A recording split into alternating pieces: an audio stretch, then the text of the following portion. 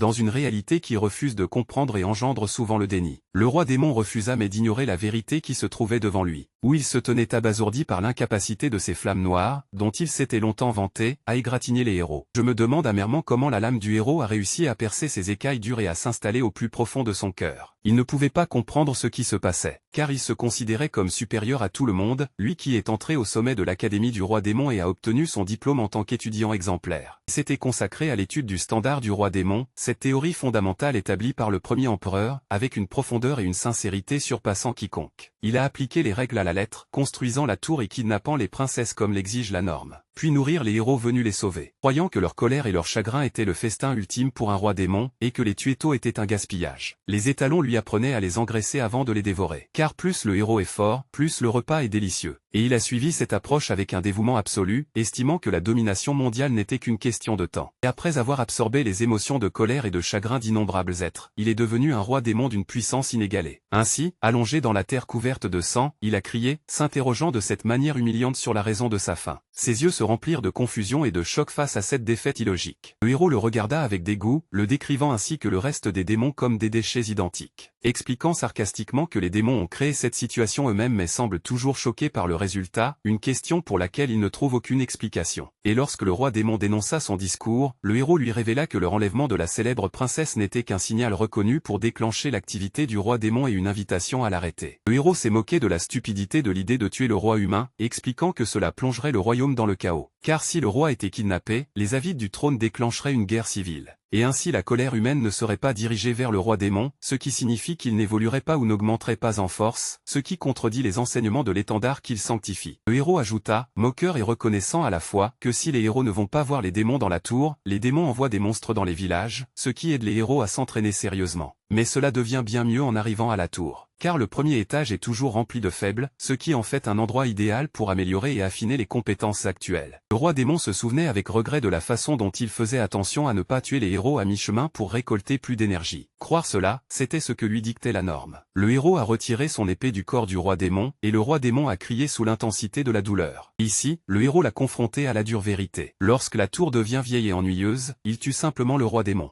Un nouveau roi apparaît donc avec une nouvelle tour, car l'ensemble du lieu n'est qu'un terrain de chasse spécialement conçu pour les héros. Les rires des autres héros montèrent alors qu'ils se moquaient de lui, le remerciant de les avoir aidés à élever leur niveau, le décrivant sarcastiquement non seulement comme un roi démon, mais comme le parrain qui les avait nourris. Les héros se tenaient devant le corps de leur adversaire épuisé, exprimant grossièrement leur satisfaction face à l'abondance du butin et le remerciant sarcastiquement de leur avoir fourni le meilleur endroit pour augmenter leur niveau et s'entraîner dur. Le roi démon répéta le mot parrain pendant des jours, incrédule du choc qu'il reçut en pensant que sa grande tour n'était pour eux qu'un terrain d'entraînement pour collecter des points. Et bien que le héros reconnaisse la dureté de son adversaire et que de nombreux héros aient connu la mort, il minimise ses sacrifices, estimant avec indifférence qu'ils ne font qu'accroître sa renommée personnelle. Tandis que le héros lui faisait ses adieux avec dédain en se préparant à le tuer. La colère du roi démon s'est enflammée à cause des moqueries et des insultes auxquelles il a été soumis, s'interrogeant avec une sensation brûlante sur la futilité de l'étendard du roi démon, si c'était la fin. Il a refusé de se rendre à la mort en vain de cette manière humiliante. Alors il cria de toutes ses forces, se déclarant le roi démon tandis qu'une immense énergie commençait à se rassembler autour de lui. Mais avant de pouvoir faire quoi que ce soit, le héros lui coupa la tête. Et dans les derniers instants de sa vie, il a vu les autres héros rire et se moquer de lui, et menaçant de son regard perçant qu'il paierait cher pour l'avoir insulté, et jura définitivement de se venger. Mais le héros se tenait à côté de lui, avertissant ses camarades de ne pas se blesser la tête à cause de son désir avide de s'emparer des cornes. Le héros remarqua soudain d'étranges étincelles émises par le corps allongé devant lui, car le roi démon a décidé à ces moments-là de sacrifier la dernière goutte de sa vie pour atteindre son objectif. Le héros se rendit compte trop tard que quelque chose de dangereux allait se produire. Le héros a crié, ordonnant à ses camarades de fuir immédiatement. Une énergie terrifiante a explosé du corps du roi démon, provoquant un énorme boom, et tout a disparu au milieu d'une énorme explosion et des cris de panique des héros. Dans les derniers instants du roi démon, il réalisa amèrement que le standard était complètement faux et que les héros l'utilisaient pour se moquer d'eux. Il souhaitait avoir une chance supplémentaire d'ignorer cette norme, et même le donner aux gobelins et se venger de ce qui s'est passé. Une voix appelant le nom de Deus de PR transperça le calme de l'obscurité, le faisant se réveiller et ouvrir soudainement les yeux. Il regarda autour de lui avec une extrême confusion, essayant de comprendre ce qui se passait, et se demandant avec étonnement s'il était encore en vie. Des voix s'élevèrent pour lui demander d'avancer rapidement vers la tribune pour se rendre compte que le nom prononcé lui appartenait. Pierce DS était sous le choc de ce qui se passait, tandis qu'une autre personne le pressait de monter sur le podium. Le directeur de l'académie l'interrompit, le réprimandant pour sa distraction le jour de la remise des diplômes alors qu'il était l'étudiant de génie. Et quand ses yeux tombèrent sur l'insigne rouge, le symbole de l'achèvement de l'Académie du Roi Démon, il s'est rendu compte qu'il était revenu dans le temps 15 ans en arrière, notamment à la cérémonie de remise des diplômes. Alors qu'on demandait aux diplômés de monter sur le podium, il s'est rendu compte, malgré son ignorance de la raison de son retour, que c'était là une opportunité en or. L'un des professeurs lui a demandé de se préparer en tant que meilleur étudiant. Pierce Diaz a prêté serment au nom des nouveaux rois démons. Des lois brillantes se trouvaient devant Pierce Deus, lui rappelant le standard du roi démon qui exige de construire une tour dans le domaine, d'enlever un prince ou une princesse, de jouer le rôle de cerveau en provoquant le chaos et en laissant des indices, en encourageant les héros à récolter de l'énergie, et enfin en remplissant les étages inférieurs de monstres faibles pour augmenter progressivement la difficulté.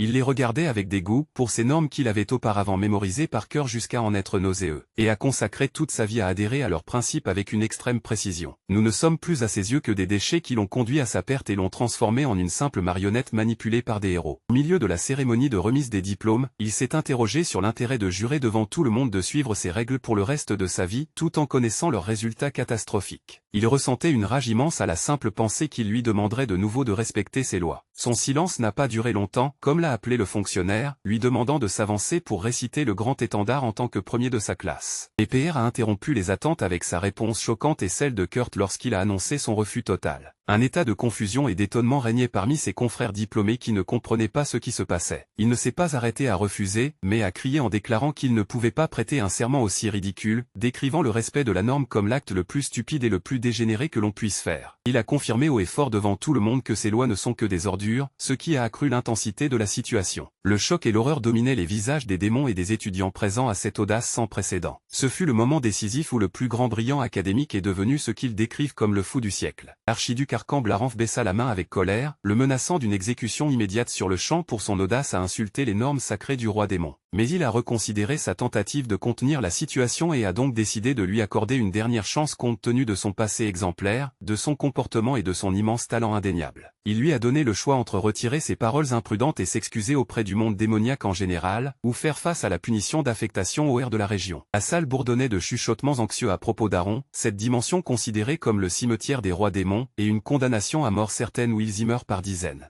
Certains se demandaient avec colère pourquoi on accordait une autre chance à un criminel comme lui au lieu de le tuer, estimant que des excuses ne suffisaient pas. L'archiduc l'avertit d'un ton sévère qu'Aaron est la pire région où d'innombrables rois démons ont perdu la vie. Et ses pairs l'interrompirent froidement et avec défi, demandant à y être envoyé immédiatement. Il annonça sa détermination à aller prouver que les standards du roi démon qu'il sanctifie ne sont que des absurdités, ce qui frappa l'archiduc avec un complet étonnement. L'archiduc a perdu patience et a crié, réprimandant ses pairs le décrivant comme désespéré, et a immédiatement donné l'ordre de le transférer à Aaron comme zone de déploiement. Il décida de le dépouiller de tous les privilèges habituellement accordés au plus grand roi démon et de le priver de tous les démons qui l'accompagnaient. La porte s'ouvrit pour l'avaler avec un ordre strict lui interdisant de retourner dans le monde des démons jusqu'à ce que la conquête soit terminée. En tombant à travers le portail, il accepta son sort, le considérant comme le résultat attendu du chaos qu'il avait provoqué. Il a réalisé à ces moments-là qu'Arin est l'endroit où résident les héros qui l'ont tué dans sa vie antérieure. Il se souvenait qu'avant même de remonter le temps, il avait choisi Aaron lui-même dans sa première vie par arrogance et par conviction que le plus fort devait vaincre les plus grandes difficultés. Il a admis que c'était l'arrogance qui lui avait coûté la vie auparavant, parce que l'abondance de héros exploitait son adhésion aveugle aux normes. Finalement, il a atterri en toute sécurité, déployant ses ailes au milieu des neiges des montagnes du nord du continent, prêt à commencer son nouveau voyage. Pierre décide cette fois de ne pas permettre une répétition de ce qui s'est passé précédemment, décidant que ce serait lui qui exploiterait les normes du héros à son profit au lieu d'être leur victime. Préparant son apparence en tant que premier diplômé en investissement de la Demon Academy. Selon les règlements du monde des démons, l'Académie forme des démons pour qu'ils servent les rois, de sorte que le démon le plus élevé soit chargé de servir le roi démon le plus élevé. Ce privilège a suscité l'envie et la jalousie des autres diplômés arrivés deuxième et troisième, souhaitant avoir déployé plus d'efforts pour obtenir l'honneur de servir leur pire. Gordon a vu que tous les rois démons étaient géniaux, mais il croyait fermement que personne n'égalait leur pire en grandeur. Il le considérait comme un miracle apparaissant une fois par millénaire, un descendant de dragon démoniaque dont l'histoire immortaliserait, considérant qu'obtenir son diplôme la même année avec lui était une immense bénédiction. Son imagination débordait, imaginant qu'ensemble ils seraient capables de conquérir n'importe quelle dimension, imaginant une immense statue les réunissant en tant que grand roi et son fidèle assistant. Il résolut avec un enthousiasme intense de graver également son propre nom dans les pages glorieuses de l'histoire du monde des démons. Mais ses rêves roses se sont heurtés à une réalité choquante lorsqu'il s'est souvenu du moment où Pierre a crié en décrivant les normes comme des ordures. Gordon a été frappé par un choc bouleversant qui a brisé sa perspective, ne croyant pas que son idole méprisait les normes sacrées. Son image mentale fut complètement détruite au milieu d'un étonnement et d'une horreur extrême face aux paroles de son roi. La scène s'est déplacée vers la région profonde des montagnes Ergest, sur le continent nord, où Gordon est arrivé portant de lourds sacs au milieu de la neige. Pyr fut surpris de le voir là, car on lui avait dit auparavant qu'aucun démon ne l'accompagnerait, mais un fut finalement envoyé. Lorsqu'il regarda attentivement, il le reconnut et l'accueillit. Gordon, initié en lui demandant, tout en s'effondrant, la raison de cet acte imprudent, mais ses pairs ont fait semblant de ne pas comprendre, lui demandant ce qu'il voulait dire. Gordon explosa de colère, lui rappelant son insulte au standard devant tout le monde, et que cela provoqua leur exil vers la région meurtrière d'Aron. Certain qu'il mourrait à cause de lui. Pyr a essayé de le calmer, se moquant du fait qu'il s'arracherait les cheveux à cause d'une inquiétude extrême, ce à quoi Gordon a répondu en criant que ses cheveux n'étaient plus le problème maintenant. Dans ces moments-là, Pyr a comparé l'état actuel de son assistant à ce qu'il était avant de remonter le temps, où il se caractérisait par la confiance et le calme. Il se souvenait de l'époque où Gordon l'encourageait, confirmant qu'ensemble ils pouvaient surmonter les difficultés, et affirmait même qu'il ne se serait pas senti enthousiaste si la mission n'avait pas été celle d'Aaron. Pyr réalisa que l'état de panique qui affectait Gordon était justifié compte tenu de la différence des circonstances et décida de ne pas lui dire la vérité sur son voyage dans le temps afin qu'il ne le prenne pas pour fou. Après avoir difficilement repris son souffle, Gordon s'est excusé pour sa précédente dépression et a décidé de s'engager dans son devoir compte tenu de la réalité. Il s'est rapidement accroché aux normes, rappelant que la première règle nécessite de construire une tour, mais souligne qu'elle ne doit pas être cachée ou dans un environnement très difficile pour que les héros puissent la trouver. Il a souligné avec inquiétude que leur emplacement actuel est entouré de montagnes imposantes et de monstres puissants, ce qui le rend dangereux et impossible à atteindre pour les humains, suggérant de déménager vers un autre endroit. Pyr a rejeté fermement la proposition, annonçant sa décision de construire la tour à cet endroit précis. Il sortit la graine de la tour et la planta dans le sol gelé, expliquant qu'elle avait besoin du sang du roi démon pour pousser. Gordon fut de nouveau frappé de panique, l'accusant d'avoir violé les normes et d'avoir jeté la fierté du roi démon au vent, ce à quoi ses pairs répondirent froidement qu'ils n'avaient jamais juré de suivre ses lois. Au plus profond de lui, ses pairs comprirent que son aide était discutée, réalisant la difficulté pour un démon de nier une doctrine gravée profondément dans ses os. Les pairs se sont justifiés sur la difficulté de rejeter les normes, estimant qu'à moins d'éprouver la mort ou quelque chose d'aussi dramatique, on ne peut pas les nier parce qu'ils font partie de leur composition en tant que démons. Il s'est coupé la main brusquement, ordonnant à Gordon de bien écouter son discours, soulignant que les standards du roi démon ne sont que des ordures, mentionnant spécifiquement leur région actuelle, Aaron. Son sang coula sur la graine de la tour pour l'activer. La graine a répondu immédiatement, libérant un faisceau de lumière rouge et créant un cercle magique devant eux. Pyr a expliqué que la raison réside dans le fait qu'Aaron est surpeuplé de héros au-delà de toute description. Tandis que la tour effectuait le processus d'identification avec son utilisateur, Pierce Diaz, du clan Black Flamme Demonic Dragon. La tour commença réellement à apparaître. Pyr a révélé à son disciple l'amère vérité selon laquelle les humains, après avoir détruit d'innombrables tours, ont réalisé comment ils fonctionnent et ont utilisé les standards du roi démon comme une arme contre eux, ce qui explique la mort constante des rois dans cette région.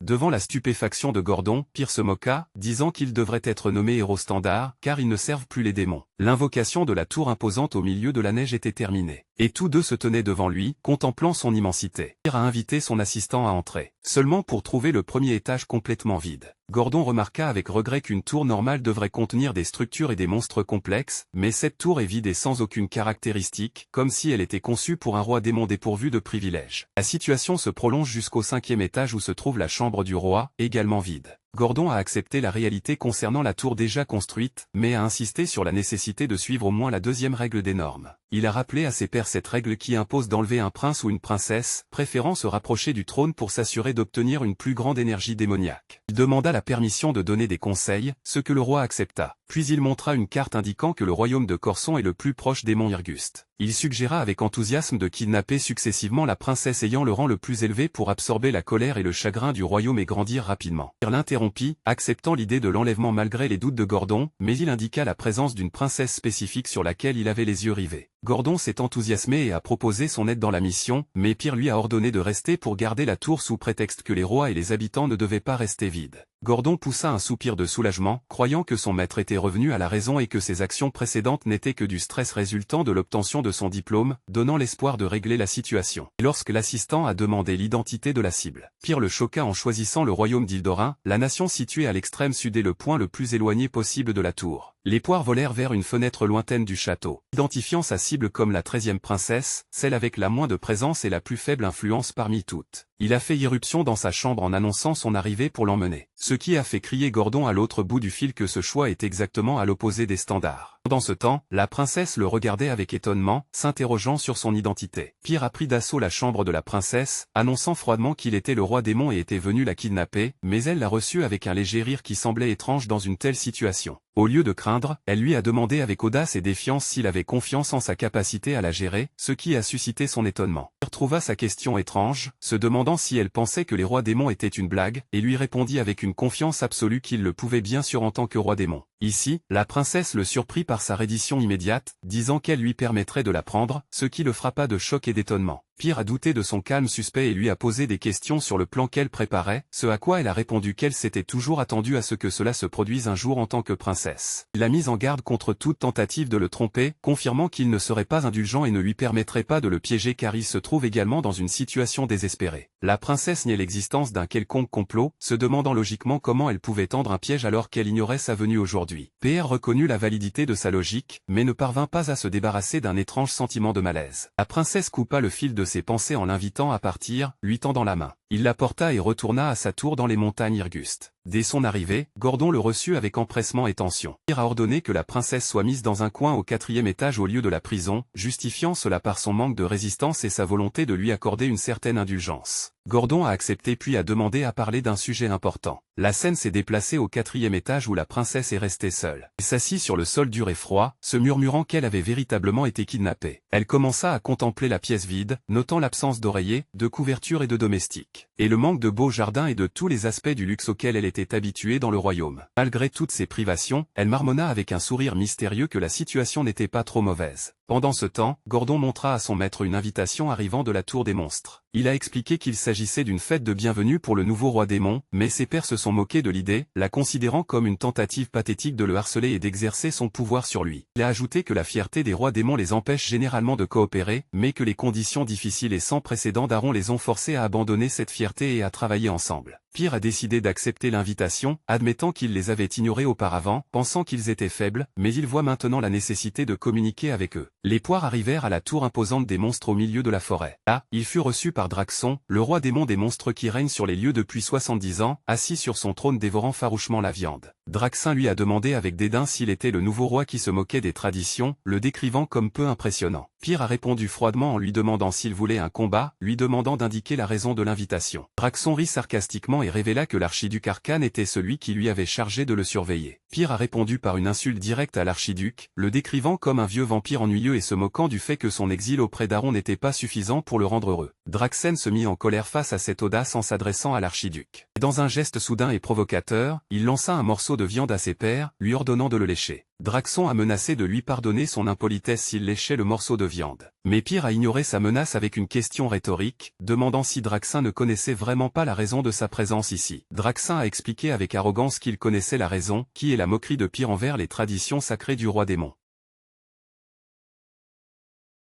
Pierre l'interrompit et lui rappela que ces traditions leur interdisent de s'entretuer. Puis il a piétiné le sol avec son pied, le faisant craquer sous la force de l'impact. Draxon a été choqué par sa force. PR s'est demandé sarcastiquement s'il croyait vraiment qu'il adhérerait à cette règle. Draxin sentit une aura terrifiante émaner de son adversaire, lui faisant réaliser trop tard son mauvaise appréciation de la situation. Il essaya de balbutier en mentionnant l'archiduc Arcane et ses ordres visant à assurer l'enlèvement d'une princesse, menaçant ses pairs de perdre son autorité s'il ne soumettait pas de rapport dans un délai d'un mois. Pierre l'interrompit froidement, lui disant qu'il s'attendait à cette conversation, et lui révéla qu'il avait en réalité kidnappé une princesse. Il ajouta d'un ton qui signifiait implicitement qu'elle correspondait parfaitement à son goût, ce qui suscita la confusion de Draxan. Pierre quitta la tour des monstres, laissant Draxan derrière lui. Puis il retourna à sa tour dans les montagnes les plus éloignées. Gordon a félicité son maître pour avoir montré la grandeur du roi démon, mais ses pairs ont minimisé ce qui s'est passé, confirmant que ce n'était pas spécial et que son adversaire n'oserait pas en faire plus actuellement. Malgré cela, il insista sur la nécessité de se préparer et ordonna à Gordon de vérifier l'état de la princesse pour apprendre à l'exploiter. Dans son cœur, Pierre se sentait inquiet de la position des autres rois démons, réalisant que leur union contre lui constituerait un obstacle majeur. Il a admis que les conséquences de la moquerie des traditions étaient plus grandes que prévu, mais il a insisté sur le fait que si le temps remontait, il choisirait à nouveau le même chemin, préférant la mort plutôt que de s'incliner devant ses ordures. Il a décidé de ne pas répéter les erreurs du passé et de reconstruire cette fois ses fondations à partir de zéro. Même s'il s'attendait à obtenir peu de points d'énergie en kidnappant une princesse de Baran, il considérait que c'était l'option la plus sûre.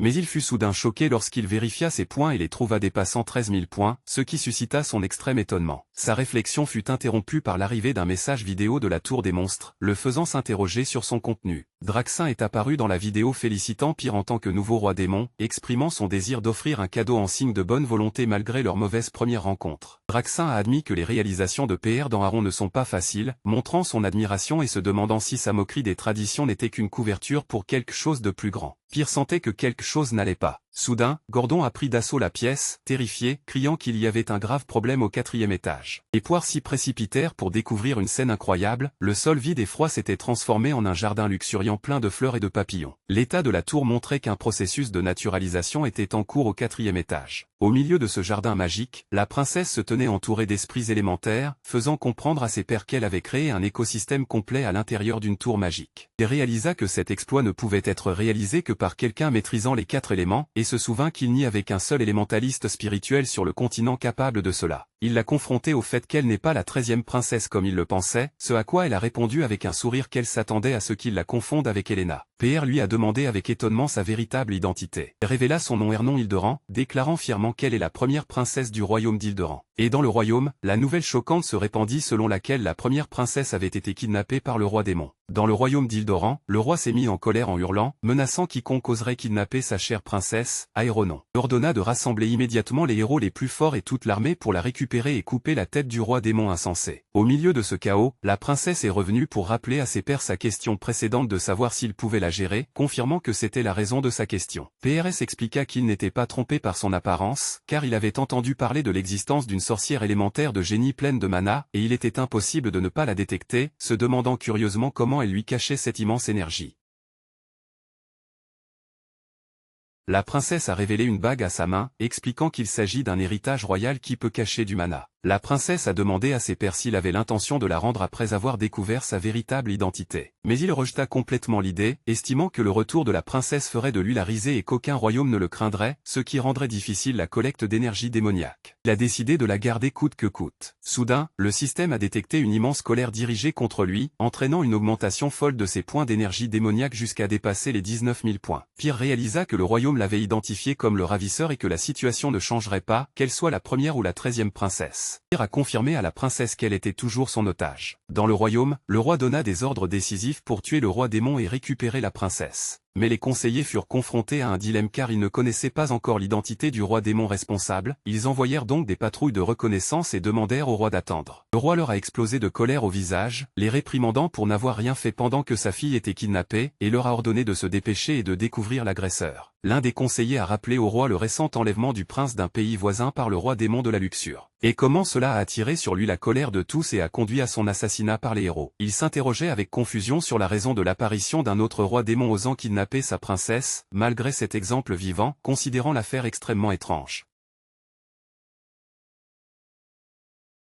Le reste des conseillers réalisa que quelque chose était effectivement étrange. Le roi en déduisit que la nouvelle indiquait un nouveau roi démon. Soudain, un soldat arriva pour les informer d'une information importante, où des traces de magie de téléportation furent détectées se dirigeant vers le nord en direction des monts Irgest. Le roi et ses conseillers furent choqués par la destination, car les montagnes les plus éloignées sont situées à l'extrême nord, tandis que leur royaume est à l'extrême sud. Dans la tour du roi démon, Gordon exprime son inquiétude quant à l'arrivée de l'armée du royaume Hildran. Mais les pairs souriaient avec confiance, certains que le royaume d'Hildran ne pourrait pas l'atteindre, étant donné le danger de la route et la présence de nombreux pays entre eux et les montagnes. Il avait calculé l'immensité des distances et les obstacles géographiques et politiques qui empêchaient le passage d'une armée à travers d'autres pays. Pyr a ajouté que les pays intermédiaires n'ouvriraient pas leurs frontières à une armée étrangère, ne leur laissant qu'une seule option, embaucher une guilde de héros. Le roi s'inclina devant la réalité et ordonna le contact avec la guilde des héros. Et au quartier général de la guilde, la panique et l'hésitation ont prévalu dès qu'ils ont appris que la destination était les montagnes de l'Ergest. Les héros refusèrent de risquer leur vie dans un lieu peuplé de monstres infernaux, estimant que le roi d'Hilderon les enverrait vers une mort certaine. PR a prédit ce scénario avec précision, sachant que les héros motivés par l'argent ne risqueraient pas d'aller dans un endroit aussi dangereux. Et c'est pour cette raison qu'il a choisi d'y construire sa base. Sa planification rigoureuse et sa connaissance approfondie d'Aron ont impressionné Gordon, qui avait l'impression que son maître avait déjà vécu dans cet endroit, malgré son apparente violation des règles. Dans le royaume, le roi a crié avec un étonnement et une colère extrême face à aucun héros ne s'avançant pour assumer la mission. mission, se demandant comment ils osaient se qualifier de héros tout en échouant à sauver la princesse. Le conseiller tenta de le calmer, lui expliquant que les héros de la région d'Aron sont différents des autres, car ils se soucient avant tout des profits matériels, ce qui les rend extrêmement sélectifs dans leur mission. Pendant ce temps, à l'intérieur de la tour, Pyr examinait le magasin du système qui lui proposait d'acheter des soldats comme des squelettes au prix de 10 000 points, ou des interférences dimensionnelles affaiblies, réalisant que former une armée appropriée prendrait beaucoup de temps et d'énormes ressources.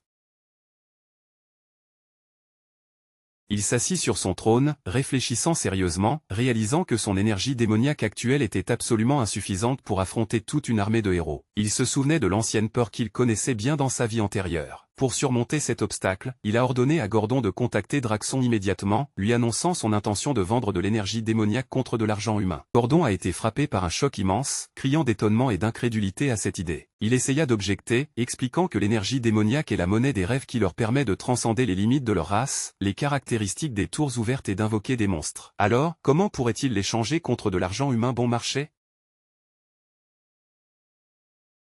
Pyr a justifié sa décision par le fait qu'il était convaincu que Draxin paierait une somme énorme et que sans cet argent, il ne serait pas en mesure d'arrêter les héros avec son énergie actuelle. Et il confirma qu'il y avait une chose qu'il pouvait faire avec l'argent humain, diriger son regard vers la ville fortifiée, le travail de Holton, près des montagnes. Pyr est arrivé déguisé en tenue de mercenaire à la porte de la ville, où les gardes l'ont arrêté sévèrement, dénonçant la folie d'un mercenaire venant seul dans les montagnes d'Irgust et se méfiant de lui. Au lieu de discuter, il leur lança une pièce d'or qui les figea sur place. Il leur fit un clin d'œil, indiquant de partager le montant entre eux, ce qui leur ouvrit immédiatement la voie. Il entra dans la ville et résolut de chercher un guide en raison de sa méconnaissance des détails du lieu. Asen s'est déplacé vers le siège de la guilde des mercenaires Crimson Falcon, où les membres buvaient tranquillement, et l'un d'eux a suggéré de partir bientôt, mais le chef a rejeté l'idée considérant l'endroit idéal. Le chef a expliqué leur philosophie basée sur le fait de laisser les soldats combattre des monstres pendant qu'ils se contentent de collecter des butins de bataille, se demandant ce qui pourrait être mieux que cela. La conversation a abordé les rumeurs concernant le nouveau roi démon dans les montagnes, où l'un d'eux s'en est moqué en le qualifiant de fausse nouvelle, car les rois démons construisent généralement leur tour dans des endroits faciles d'accès pour les héros. Ils ont continué à se moquer de la nouvelle de l'enlèvement de la princesse hildérienne, excluant l'idée qu'un roi démon traverserait tout le continent pour kidnapper une princesse. L'un d'eux a souligné que la guilde des héros avait refusé la mission desquels avaient entendu parler de la destination. Ils ont finalement conclu que toute cette affaire n'était qu'un stratagème et une astuce pour extorquer encore plus d'argent. Le leader était d'accord avec leur opinion, reconnaissant la folie de ces gens en matière d'argent. Soudain, des pairs sont apparus derrière le leader, réalisant alors la raison de leur comportement. Les mercenaires sursautèrent, terrifiés par son apparition soudaine parmi eux, s'interrogeant sur son identité. Pyr sourit sarcastiquement, notant qu'il semblait très bien informé sur les sujets, ce qui en faisait des guides idéaux pour lui, et ordonna qu'un seul reste pendant que les autres partent. Les mercenaires l'ont attaqué, le considérant comme un intrus et jurant qu'il ne repartirait pas vivant. Un violent combat a éclaté, mais Pyr les a contrés avec une extrême habileté en leur infligeant des coups écrasantes. Un d'eux a tenté de lui tendre une embuscade par derrière. Mais ses pairs ont bloqué l'attaque à une vitesse incroyable. L'ennemi fut choqué lorsque Pyr attrapa son marteau avec cette facilité. Finalement, il se retrouva entouré de mercenaires pointant sur lui leurs arbalètes. Pyr continue le combat et jette l'énorme ennemi vers les autres mercenaires. Le chef mercenaire prend peur et décrit ses pairs comme un monstre après avoir achevé ses collègues en toute simplicité. À l'extérieur du bâtiment des mercenaires, l'un d'eux a demandé, désespéré, pourquoi il continuait à se battre, et un autre s'est demandé pourquoi il ne se sentait pas fatigué par tant de combats. Après que ses pairs eurent achevé le reste des mercenaires, il s'approcha de leur chef. Il s'approcha lentement de lui et, les yeux brillants dans le noir, lui assura qu'il le garderait en vie s'il répondait à ses questions. Le chef mercenaire allongé sous lui trembla de peur et s'empressa d'accepter, implorant grâce. Des pairs leur ont demandé où se trouvait le marché aux esclaves. Le chef le conduisit à un palais luxueux doté d'un immense portail en fer. Pyr vit que le marché ne vendait que des esclaves humains. Le chef lui demanda avec hésitation si cela ne lui plaisait pas. Pour que ses pairs lui demandent s'il y avait quelque chose de plus rare, il lui jette un sac de pièces d'or. L'attitude du leader change immédiatement et il l'entraîne vers un autre segment du marché. En chemin, PRS s'est demandé comment le chef pouvait rester calme après avoir vu ce qui était arrivé à ses partisans mercenaires, concluant amèrement que les humains et les démons ne sont pas différents, les premiers ont soif d'argent et les seconds ont soif d'énergie.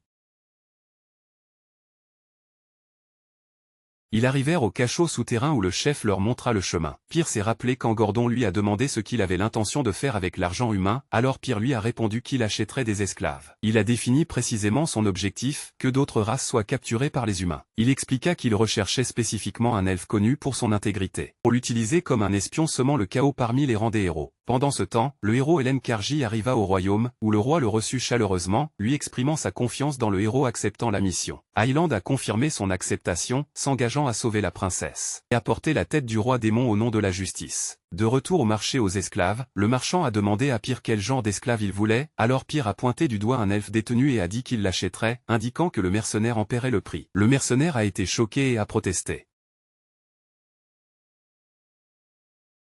Mais Pyr lui lança un regard terrifiant qui le fit reculer aussitôt dans un gros bégaiement. Pyr a demandé à ses compagnons de quitter la pièce parce qu'il voulait vérifier quelque chose, mais le marchand l'a prévenu que l'elfe pourrait devenir fou. Mais Pyr lui a assuré qu'il en paierait le prix si un préjudice survenait. Pyr regarda la chaîne d'Elft, remarquant comment les humains transformaient cette noble créature en un misérable esclave. L'elfe sentit l'énergie démoniaque de Pyr et lui demanda avec étonnement pourquoi un démon s'intéressait à un elfe. Pyr lui a offert une chance de se venger des humains. L'elfe a admis que l'offre était tentante, mais il ne pouvait pas faire confiance aux démons tout comme il ne fait pas confiance aux humains. Pyr lui a assuré qu'il était différent et lui a proposé un marché de loyauté pendant 50 ans en échange de sécurité et de liberté. Et lui a rappelé que 50 ans, ce n'est pas long pour sa race, et que cette offre est bien meilleure que l'humiliation dans laquelle il vit. Et l'elfe refusa l'offre, rappelant à ses pairs que les démons cherchaient à détruire l'arbre du monde servi par les elfes, et par conséquent à détruire le monde qu'il entretient. Il demanda sèchement comment il pouvait lui faire confiance. Pyr réalisa au fond d'elle-même que l'elfe avait mis le doigt sur la tête et que demander de l'aide à un elfe était étrange en premier lieu. Les poires ont juré sur les normes du roi démon qu'il tiendrait sa promesse et ne ferait pas de mal à l'arbre du monde, un serment qui équivaut en sainteté pour les démons à la sainteté de l'arbre pour les elfes. En retour, il demanda à l'elfe Granada de la tribu de l'érable de lui jurer fidélité sur l'arbre du monde pendant 50 ans. Grenade a été surprise par le comportement de cet étrange démon, et a accepté à la condition qu'il voie le roi démon qui a envoyé ses pairs. Ici, ses pairs l'ont surpris en révélant sa véritable identité en tant que roi démon. La Grenade a été choquée par ce qu'il a dit. Grenade s'est moqué de cette affirmation, dénonçant l'idée qu'un roi démon viendrait lui-même acheter un esclave, d'autant plus que leur pouvoir s'affaiblit à mesure qu'ils s'éloignent de leur tour. Il a défié sarcastiquement ses pairs en leur disant qu'il prêterait allégeance pour 100 ans au lieu de 50 s'il prouvait que ses paroles étaient vraies. La scène s'est immédiatement déplacée vers le 5e étage de la PRS Tower, où Grenade s'est retrouvé soudainement là. Les poires lui rappelèrent la promesse de 100 ans, faisant comprendre à Grenade qu'il était devant un véritable roi démon. Grenade a commencé à se plaindre du vide de la tour, soulignant le manque de quoi que ce soit jusqu'au 3e étage. Sa désapprobation augmenta lorsqu'il vit que le 4e étage contenait uniquement de la nature sans aucun monstre, se demandant sarcastiquement comment ses pairs envisageaient d'arrêter les héros avec une tour aussi délabrée. Il lui assura qu'à ce rythme-là, il ne tiendrait pas un seul an avant que des héros ne le déchirent, refusant de travailler dans un endroit comme celui-ci. PRS répondit avec une immense pression de son énergie démoniaque brute, rappelant à l'elfe le contrat conclu entre eux. La Grenade a ressenti une terreur extrême face à cette puissance écrasante, certain qu'il était en présence d'un véritable roi démon. Peu à peu, il réalisa une vérité terrifiante, la tour, malgré son vide, est située dans les montagnes des invités pleines de monstres désastreux, mais aucun monstre ne les a attaqués en arrivant, ce qui signifie que ces monstres craignent ce roi démon.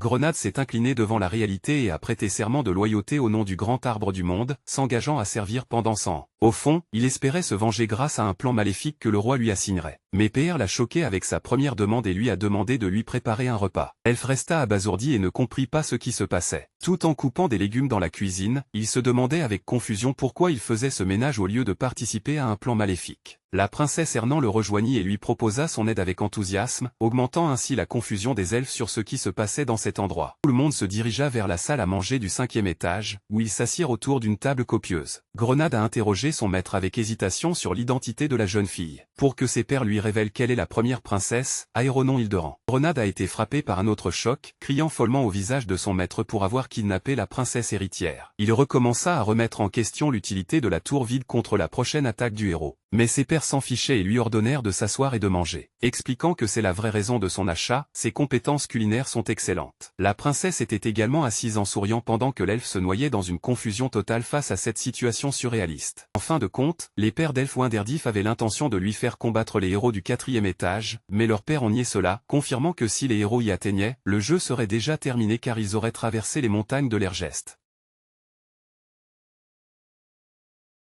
Pyr révéla à Grenade son intention de faire de lui un espion suscitant des troubles dans le monde humain en son nom, mais souligna la nécessité de faire autre chose avant cela. Il expliqua son besoin de tester les compétences de l'elfe, ce qui poussa Grenade à se demander avec étonnement comment vaincre un roi démon à l'intérieur de sa tour. Les pairs ont proposé des conditions d'affrontement, en combattant d'une seule main et sans utiliser d'énergie démoniaque, en échange d'une réduction de 50 ans de la durée du contrat de la L1. Grenade a accepté le défi avec enthousiasme, promettant de tout donner dans ce duel. L'affrontement a commencé par des mouvements rapides et brusques. Pyr a fait l'éloge des mouvements de son adversaire qui n'ont pas été affectés par de longues années d'esclavage, se demandant s'il avait absorbé le mana du 4e étage ou amélioré ses capacités physiques, décrivant son style comme étant adapté à la race des elfes.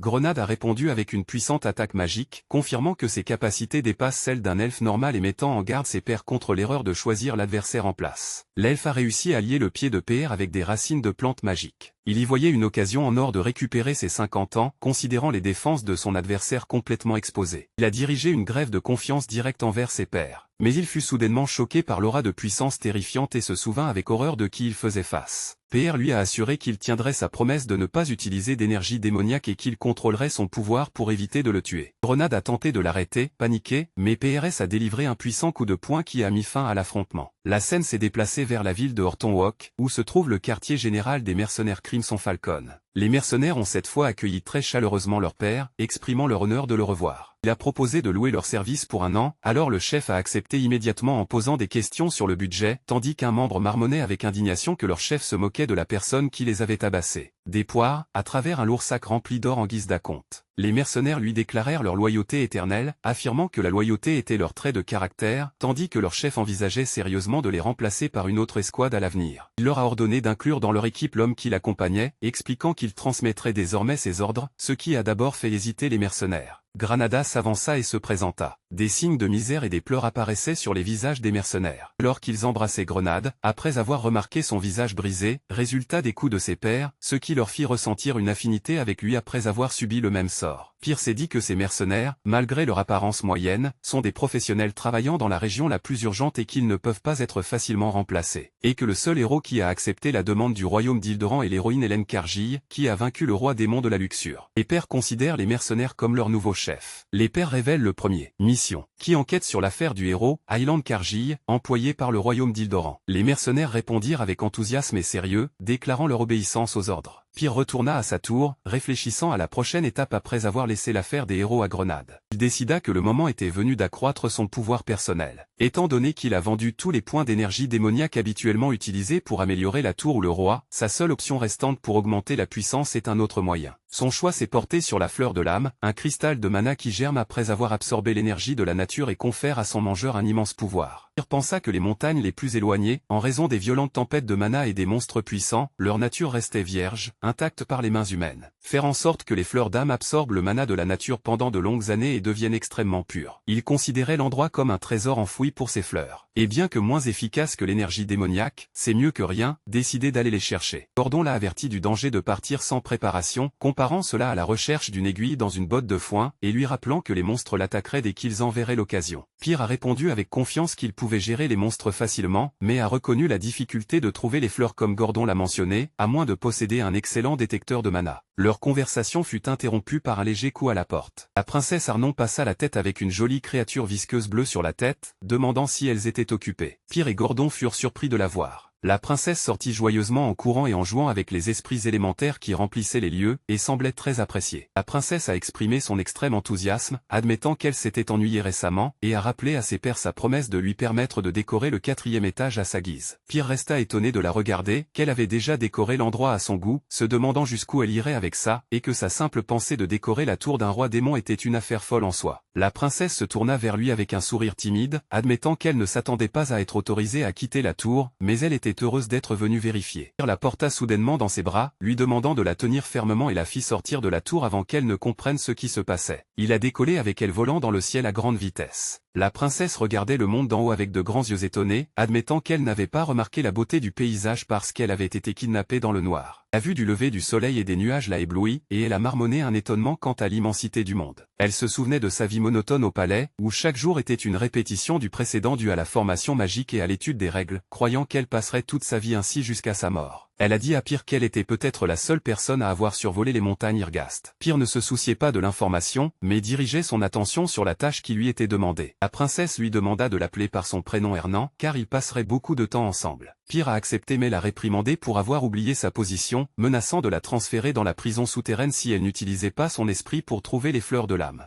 Arnon s'est excusé et a utilisé son esprit de l'eau et du vent pour chercher. Pierre s'attendait à ce que les recherches prennent du temps, mais il était convaincu qu'il serait plus rapide que lui. Soudain, Aéronon a crié qu'elle avait trouvé quelque chose. Les poires ont atterri à l'endroit spécifié pour trouver des monstres autour de la fleur et ont déclaré que des invités les avaient devancés. Un groupe d'énormes monstres est apparu et leurs pères ont expliqué à la princesse que les monstres sont une race démoniaque qui a quitté le monde des démons, leur demandant d'obéir à ses ordres en tant que roi démon, de ne pas toucher la fleur et de partir. Mais les monstres refusent d'obéir, déclarant qu'ils n'écoutent pas les paroles des démons et ne les aiment pas, et menacent de le tuer. PRS rit sarcastiquement, reconnaissant que Gordon avait raison. Il réalisa son erreur en attendant une pensée logique de la part des monstres, décidant de tous les brûler et de les réduire en cendres. Les monstres ont attaqué violemment en criant avec l'intention de tuer et de protéger ce qu'ils considéraient comme leur. La bataille commença au milieu de cris de douleur et de brûlure. Les monstres attaquaient leurs pères en criant de colère, mais les pères brûlaient tous ceux qui se mettaient en travers de leur chemin. L'un des monstres donna l'ordre de frapper en premier le plus faible, pointant du doigt Ernon. Les monstres se précipitent vers elle avec une force immense, mais leur père leur lance des flammes torrides, les achevant tous. Tandis qu'Ernon restait ferme, se rappelant que les orques de la tribu des taureaux sont connus pour leur capacité à faire tomber les ogres s'ils coopèrent, elle les voyait pourtant impuissants même à se rapprocher d'elle. Les pères ont libéré une immense énergie démoniaque, faisant réaliser à Ernon son pouvoir destructeur. En un instant, la scène s'est transformée en destruction totale, où des piliers se dressaient seuls au milieu des cadavres. Ernon a été émerveillé par la pureté de la manne, émise par une fleur spirituelle rubis aux attributs d'eau et de glace qu'elle a trouvée au milieu de la neige, mais ses pères l'ont mise en garde contre une avidité. PR a promis qu'il lui en donnerait un si elle en trouvait davantage, ce qui a fait briller ses yeux de joie et d'enthousiasme, et il a commenté sarcastiquement que les humains ne sont excités que par les récompenses. Mais malheureusement, Aéronon n'a trouvé aucune autre fleur malgré ses recherches acharnées jusqu'à épuisement. Ils retournèrent à la tour de Pierre, où Pierre pensa à Ernon, et au fait qu'elle était la première princesse d'Ildoran, et Pierre marmonna qu'il pensait que c'était une erreur au début. Pierre réalisa qu'elle pourrait être plus utile que ce à quoi il s'attendait. Gordon a dit à Pierre qu'il avait reçu un appel soudain et rapide de Grenade. Grenade lui a dit que le héros, Highland Karji et 32 autres héros avaient quitté la capitale, mais qu'ils ne se dirigeaient pas vers les montagnes Ergest. Il a expliqué qu'ils suivraient le chemin classique des héros, formant une équipe, puis grandissant grâce aux quêtes des villageois et augmentant leur force au cours du voyage. Gordon a proposé des plans alternatifs pour le voyage du héros, demandant à ses pairs de les lire attentivement. Et ses pairs ont surpris Gordon en mettant ses projets de côté, ce qui a suscité son étonnement. Pierre a annoncé sa décision choquante de ne pas envoyer de monstres ou d'obstacles pour gêner le voyage des héros cette fois. Il a justifié que les obstacles incomplets ne font que rendre les héros plus forts, et a ordonné à Gordon de transmettre ce message à Grenade et d'accompagner les héros avec les mercenaires pour gagner leur confiance. Gordon a commenté que son maître, comme d'habitude, ne suit pas les normes traditionnelles et se demande anxieusement comment arrêter les héros avec leur tour actuel. Pierre l'a rassuré sur le fait qu'il renforcerait la tour, mais en utilisant un nain. Gordon s'y opposa vivement, estimant que la présence d'un nain aux côtés d'un humain et d'un elfe dans la tour en ferait la risée. Pierre se moqua de ses partisans en grommelant. Pierre a expliqué qu'il n'avait pas l'intention de s'appuyer sur le nain lui-même, mais sur des outils magiques fabriqués par des nains. Il expliqua son idée diabolique, puisque les héros sont habitués aux standards des rois démons. Ils s'attendraient à des monstres faibles au premier étage. Mais ils seraient surpris par des dizaines de canons. Gordon réalisa que les héros ne seraient pas prêts pour ça. Gordon secoua la tête, admettant que ce plan s'écarte loin des normes familières. Soudain, Gordon a crié de panique, soulignant un autre enlèvement qui venait de se produire. La scène s'est déplacée vers la ville de Wolfenier, la ville souterraine des nains. Là, Logar Friedrich, le meilleur forgeron parmi les nains, exerçait habilement son travail. Logar semblait indifférent, ignorant qu'il devenait la prochaine cible du roi démon rebelle qui prévoyait de le kidnapper.